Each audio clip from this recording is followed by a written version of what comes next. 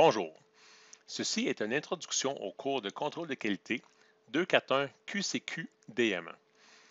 Si on va faire une analyse statistique d'une production ou tout autre phénomène, il faut pouvoir recueillir les données et les classer pour ensuite les analyser et prévoir la production à venir sur une base statistique. Donc, si on veut une analyse avec une certaine crédibilité, c'est important d'avoir une quantité suffisante de données.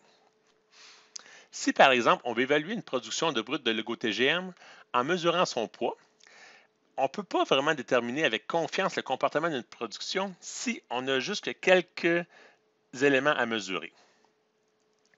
Fait qu'on ne peut pas établir de tendance ou s'assurer que la production est stable ou encore que ces quelques pièces vont représenter fidèlement la production globale. Donc, plus on a de pièces à évaluer ou à mesurer, plus l'analyse basée sur la mesure obtenue de ces pièces va être fiable. Donc, ça prend un peu plus de pièces, comme ça. Mais une trop grande quantité de données devient vite lourd à compiler et à analyser.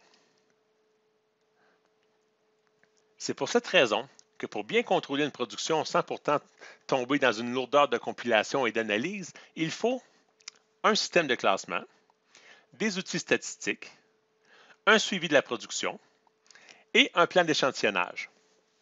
Puis tout ça, ça s'appelle la maîtrise statistique du procédé. Puis ça, c'est juste une partie de la gestion de la qualité d'une entreprise.